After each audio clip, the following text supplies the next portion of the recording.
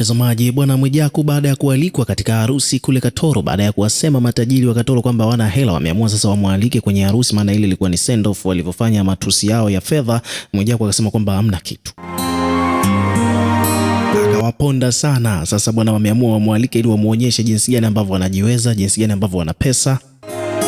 Na moja kwa moja bwana Mwijaku alivyofika kwenye harusi hiyo, imebidi Mwijaku aanze kubadilika, atubu, aombe radhi kwa yote aliyotokea na kuanza kumsifia tajiri huyo wa kanda ya Ziwa anayefahamika kwa jina la GSM wa kanda ya Ziwa huko Katoro.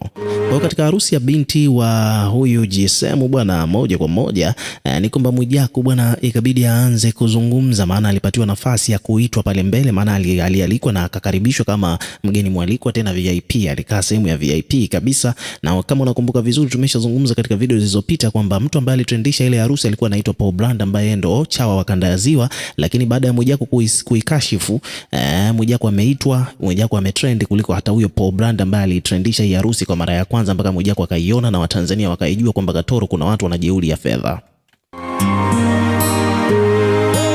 Kwa hiyo bwana, ni kwamba Mwijaku ameenda kuchukua ushindi, ameenda kutamba huko Katoro na matajiri wa Katoro mbele ya Paul Brand, ambaye ameonekana kwamba Paul Brand haja trend kama the way ambavyo Mwijaku alivyotrend huko Katoro.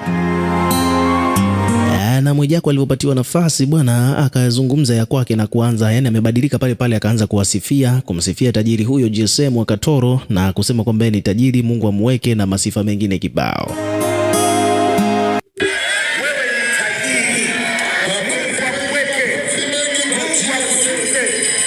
Akuweke mbali na watu wabaya, chuki husda zikae mbali. Wewe ni tunu ya nchi. Habari za jioni mabibi na mabwana.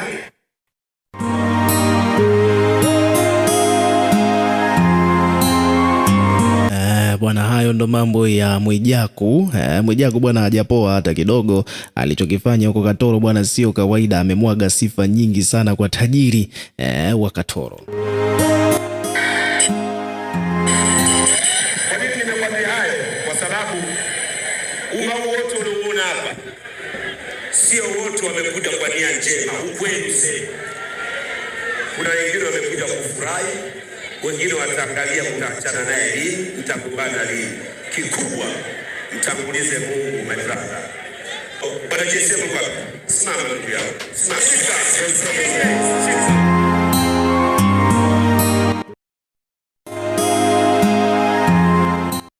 Mtu akuangalia mbio anaweza kaona na miaka 25. Unajua kwa nini? Mama anajua kukutunza. Sasa mfano huu unaoona hapa, madam ndio kwa ufanye kwa misa. Wanaume hatutaki kelele. Mpigeni makofi GSM wa Katoro. La mwisho, imagine unashindana na kombe la dunia. Yaani wewe na kombe la dunia mnashindana. Imagine. Saizi Argentina na Spain wanacheza, lakini masikio, vichwa, wote wanasubiri hapa kitatokea. Sasa usiniache kinyonge. Saizi Messi na Lamine Yamal anacheza, wewe unaniachaje? Ukiniacha kinyonge, manake Messi na Lamine Yamal wametake over. Huyo ndio GSM wa Katoro. Sikiliza neno lake. Mwijaku kuyausaidia huruma, GSM ni nani? Wewe ni tajiri. Mungu akuweke mbali na watu wabaya, chuki husda zikae mbali. Wewe ni tunu ya nchi. Na serikali inajua watu kama nyinyi ni muhimu, natakiwa ulindwe. Wewe unapaswa kulindwa. Mama, mpe maelekezo baba. Naomba Mrs. Sylvester atekeleze kile alichosema. Watu wa Kahama, asanteni sana watu wa Geita. Asanteni sana watu wa Katoro. So hivyo ndivyo Mwijaku alivyo take over huko Katoro katika harusi ya tajiri GSM wa kanda ya Ziwa. Na mambo yamekuwa ni moto kweli kweli. Hii bwana wamemkaribisha kwa lengo moja tu, kumuonyesha kwamba wana pesa, tofauti na vile yeye alivyowasema kwamba hawana kitu.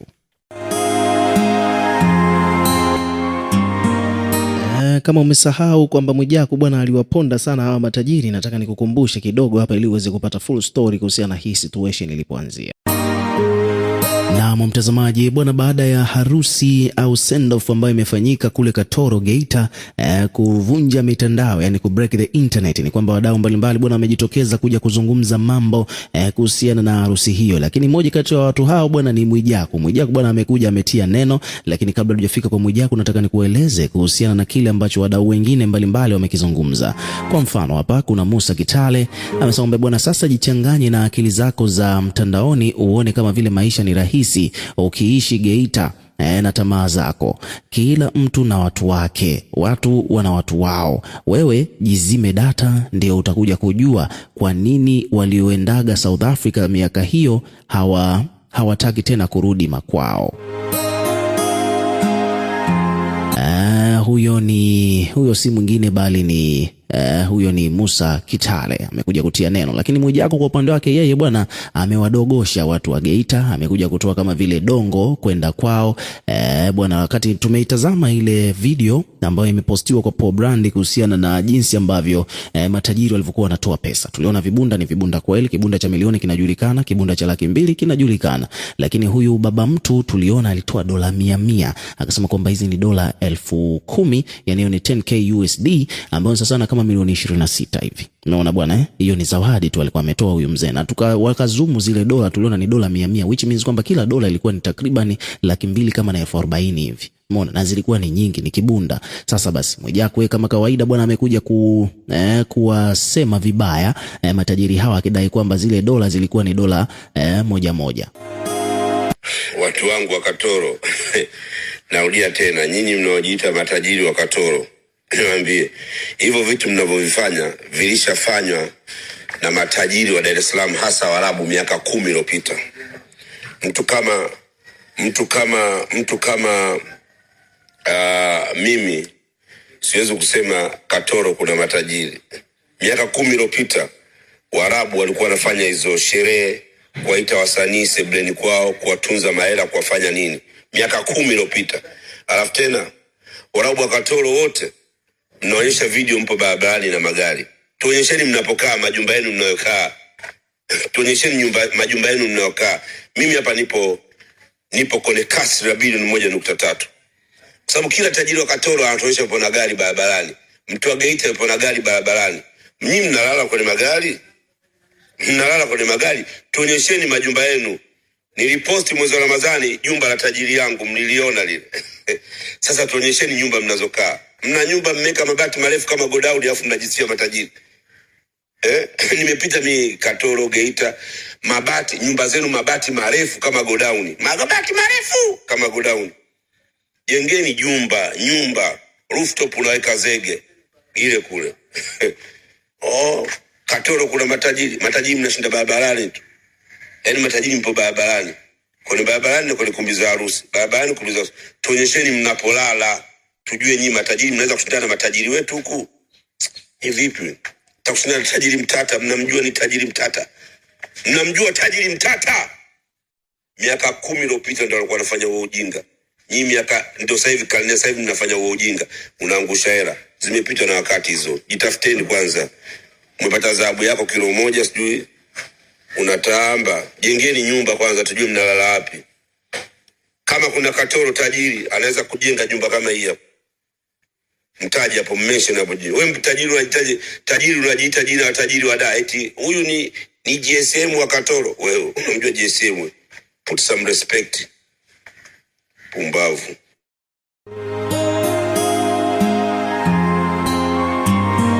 Na mtazamaji bwana, leo niko hapa kwa ajili ya kuletea habari kuhusiana na moja kati ya story ambazo zina make headline leo. Ni takriban siku ya 2 au ya 3 bwana, unaambiwa kwamba Wasukuma bwana wameamua ku shut down Dar es Salaam au Tanzania nzima, kwa sababu story ambayo ina trend sasa hivi ni kuhusiana na Wasukuma kutoka pande za Katoro huko mkoani Geita.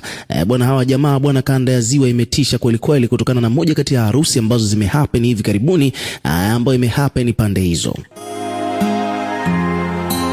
Sasa ukisikia jeuri ya pesa au kufuru, ndo hicho ambacho amekifanya bwana huko bwana. Ni kwamba wakati mtoto wa tajiri wa kanda ya ziwa anaolewa bwana, mambo yalikuwa ni moto kweli kweli. Kwanza kabisa bwana, ukumbi wenyewe ulikuwa ni wa kifalme. Ukiachana swala la ukumbi, kulikuwa kuna swala zima la msafara. Umeona bwana, yani katika hii harusi ya huyu mtoto wa tajiri huko Geita, ni kwamba kulikuwa kwanza kabisa kuna msafara wa magari aina ya Prado TX au vibwana ma V8 ya kutosha, ndio ulikuwa msafara huo kuelekea katika send off ya huyo binti. Lakini ukiachana hivyo, binti bwana alitolewa nyumbani kwa bibi yake kupelekwa saluni na helikopta. Hebu fikiria, binti bwana ametolewa, yani imekodiwa helikopta kwa ajili tu ya kumsafirisha huyu binti asipate shida ya foleni katika siku yake special kabisa, wakati anaenda kufanyiwa send off. Lakini pia msafara wenyewe wa kuelekea ukumbini bwana uliongozwa na farasi, alafu nyuma ndo zikaja hizo V8 za kutosha na mambo mengine mengi sana. Lakini sasa jambo hili lilivyofika ukumbini ndipo kufuru ilipozidi kuonekana.